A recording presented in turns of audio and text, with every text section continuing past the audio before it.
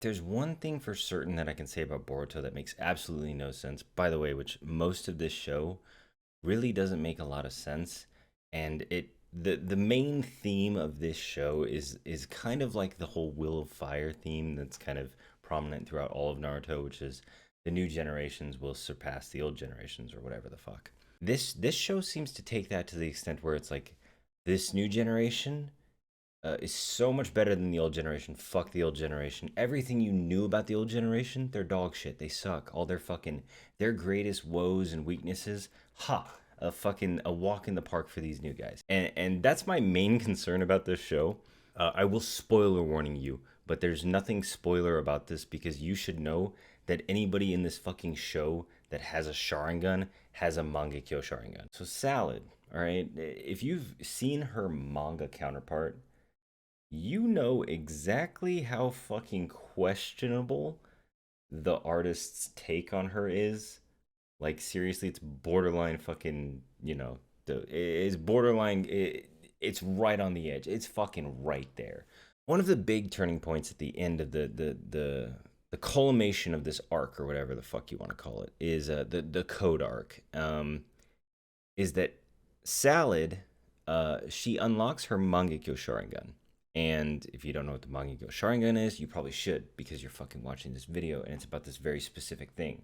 So you're an idiot, but also fuck. The Mangekyo Sharingan is just like this. It's the second tier in the Sharingan. That's not counting the one tome, the two tome, the three tome, or we're just talking like you have your Sharingan, then you have your Mangekyo Sharingan, then you have your Eternal Mangekyo Sharingan, then you have the Rinnegan. In theory, that's kind of the way the steps work, right? The way the Sharingan has always been explained, and the way that it's been explained by the second Hokage and pretty much everybody that ever fucking talks about it, there's a huge theme surrounding hatred with the Uchiha clan, specifically with Sasuke, right? Anytime that this guy can bring up hatred or how much he hates you or revenge or revengeance, fucking whatever the fuck it is, he always brings this up, and it's a very core facet of his character, right?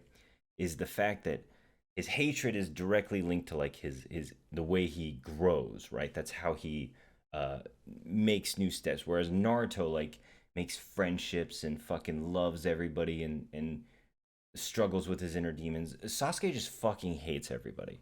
And that's how his character evolves. So, in order for a Uchiha to unlock their Sharingan, they have to go through like a traumatic moment, right? It's like a traumatic experience. And that's what initially unlocks it, right? And in order for you to get the Mangekyo Sharingan, right? Well, there's some misinformation. Let's put it that way, right? Because Itachi initially says that in order for Sasuke to unlock his Mangekyo Sharingan, he has to kill his best friend. However, the loose translation of that that's later revealed is that it doesn't have to be your best friend. It just has to be someone that you have a deep emotional connection to. But there was a stipulation that you have to feel the loss. So by you being the one that delivers the killing blow, you guarantee that you're gonna unlock your Mangekyo Sharingan, whatever it is, right? So Itachi's allegedly, okay, you could take it one way or you could take it the other way. You could take it that Itachi's whole descent into the clan was the spark that made him, his detachment from the clan was like his severing of the bond, right? Because he had the Mangekyo before he killed them. Him detaching from his clan was what gave him the Mangekyo. Or you could say that it was him losing Shisui, who is his best friend or whatever the fuck, who for some reason decided that he wanted to just give up on his plan immediately and pull out his eye and then commit suicide. It could be either one. The point is that Itachi suffered some serious emotional trauma from one of those two things.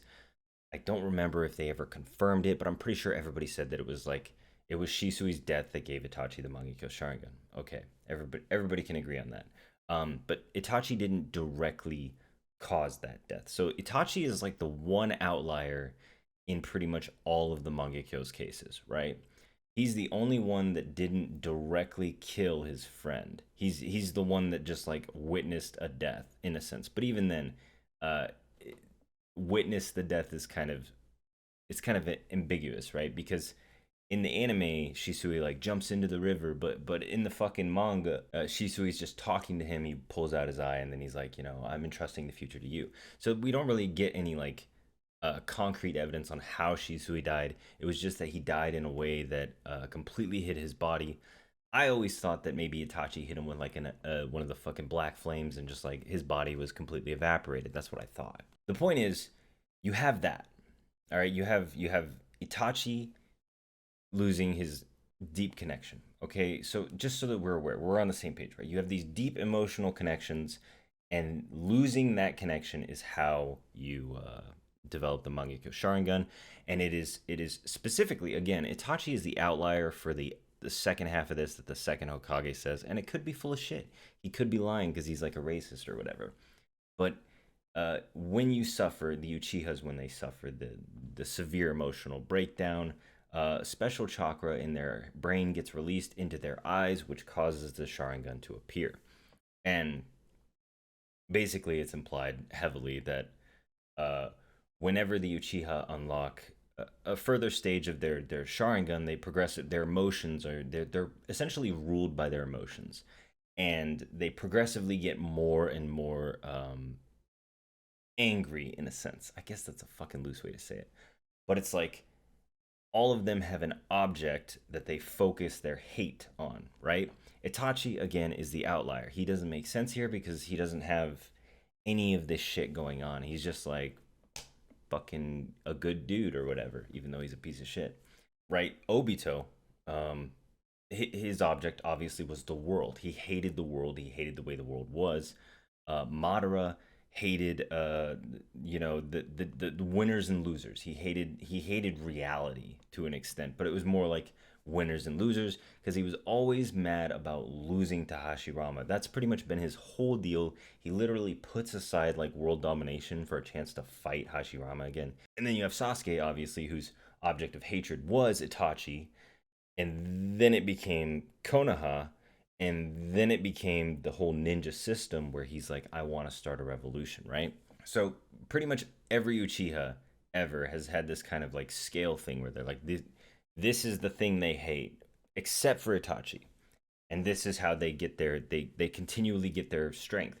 And that's kind of implied why the Uchiha was a doomed clan from the start, because in order for you to progress to a certain point and get like as strong as you were, you needed to basically be a piece of shit. You have Obito. Okay, Obito obviously is one of the more tragic characters who gets talk no jutsu later on. Really sad, but his whole deal obviously is hating the world. And how does he's one of the rare cases where him unlocking his Mangekyo Sharingan was really rapid. Okay, because he only had the two tome Sharingan, and then through a series of unfortunate events that you'll call, White Zetsu being a dick and Madara being a piece of shit, he indirectly witnesses firsthand the killing of Rin, which was by his friend Kakashi or whatever, even though they could loosely be considered friends. But there's like this scene where even though he's missing the eye, he can kind of he can see what Kakashi's eye is seeing, which is never further elaborated on ever in the rest of the show. But that's not the point. Obito literally sees from his point of view himself stabbing Rin through the chest. She's dead, okay? And then he actually directly witnesses it. And from that, he gets the three and then gets the Mangekyo Sharingan, and he immediately unlocks it. And again, Obito hates the world. He hates everything. He wants to change it. He wants to create a reality where Rin is still alive. Kakashi obviously doesn't count for the Mangekyo thing because he didn't actually unlock the Mangekyo. Obito did. Their eyes were just connected, and that's it. There's no way. There's no correlation between Kakashi experiencing anything because his brain doesn't have the special chakra that's needed to advance the Mangekyo. And you could assume that the proximity of Obito and them both witnessing the event is what caused it. Okay, but again, harsh emotional moment, a loss. It was a deep fucking thing. It was really sad. Sasuke, obviously, he kills his brother, who I guess you could say it was the closest person to him, but even then, it didn't really seem like Sasuke had actually fulfilled the needs for the Mangekyo Sharingan, because after he kills Itachi, he just kind of smiles, he's happy, and then he falls over. There's no real implication that he has actually unlocked his Mangekyo. The only point of view is during when Obito, then Toby, was talking to him, and his eye turned into Itachi's, but Obito explains that that was just Itachi sealing a technique that would activate upon witnessing his Sharingan, which would cause him to use the fire technique to kill Obito, but it didn't work because Obito had a Izanagi or whatever the fuck. Okay. The whole point is that Sasuke never really gave a shit. Okay, this wasn't he. I don't think he unlocked his Mangekyo until Obito told him the truth, and then he had that moment where he's like thinking about the last words that Itachi said to him. He's remembering the past where Itachi was a good brother, and that was the emotional trauma that triggered his Mangekyo awakening. Okay, so even Sasuke, who he thought initially that killing Naruto would give him his Mangekyo Sharingan, but arguably that might not have even worked because he might not even gave a shit that much. Now let's go to Boruto. Let's go to Boruto and let's go specifically to Salad Uchiha, who as a character is okay aside from her manga design. Her manga design is terrible and it needs to stop. She's 12. Fuck, man. So she unlocks her Mangekyo Sharingan, and it's in a very roundabout way that I'm going to spoil. I'm going to spoil a lot of shit. So if you aren't willing to have that shit spoiled, I don't think you should watch the rest of this, because I have to talk about a certain plot point that happens that's kind of like the big oh my god, no fucking way, like that it's the inciting action, okay? So if you don't want to, stop watching. You have the Moon Chick who has this fucking godlike ability that she can just change reality on a whim, and it's stronger than any genjutsu, and it happens instantaneously worldwide like that. Why? Because fucking who cares? But of course, young Salad is unaffected by this, just like Boruto is and Kawaki is, because in the other chick who I don't even fucking know what the point of her is. Young Salad unlocks her Mangekyo when, well, there could, you could interpret it as one of two ways, but the main way that I'm going to interpret it, and the way that I think it's implied, is that at a previous point Boruto dies. He dies for like not even 15 seconds. Salad is never even aware that he dies. Okay, Boruto dies for like 15 seconds, and then Momo resurrects him with fucking data or whatever the fuck. It's stupid. Okay, but okay, now Kawaki wants to kill him because he thinks that that's the only way to solve the world's problems and protect the seventh Hokage, Naruto. Okay.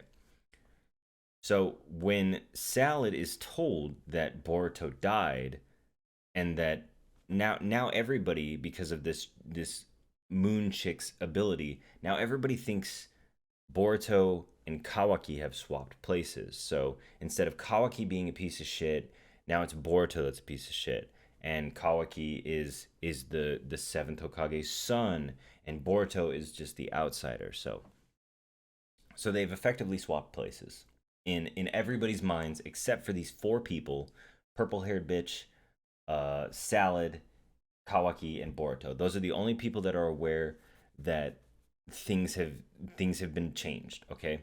For whatever reason. So let me just clarify. It is strongly implied just by the sequence of events that Salad being told that the seventh Hokage has died is what triggers her Mangekyo to activate. But I still feel like it has more to do with Boruto's struggle and the obvious implication about how she feels about him.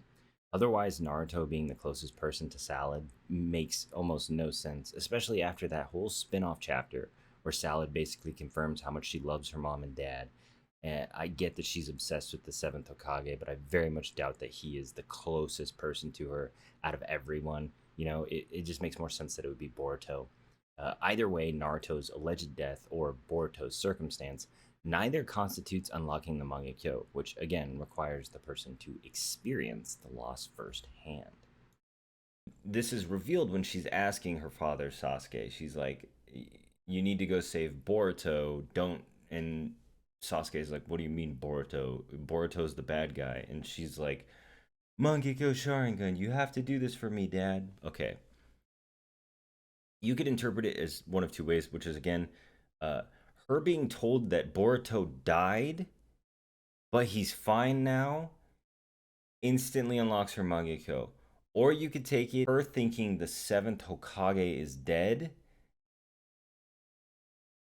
could unlock her Mangekyo. But again, Salad is aware that uh, this is wrong. She knows that the stuff she's being told is wrong. She's not being affected by this reality altering ability for whatever fucking reason. Even Sasuke's affected by it.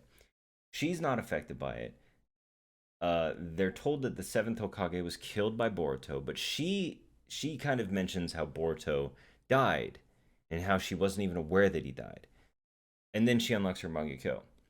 Obito witnessed the girl he loves die point blank in front of him, just dead by his own hand, in a sense.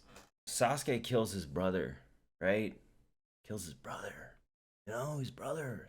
They're best fucking. They were thick as thieves, and then these damn Konoha weirdos decided to fucking screw it up, right? And then it's Itachi, his best friend, dies. You know, he has to kill his entire clan. He has to murder everyone. If only they had just like thought someone they loved died, I guess they could have unlocked their Mangekyo.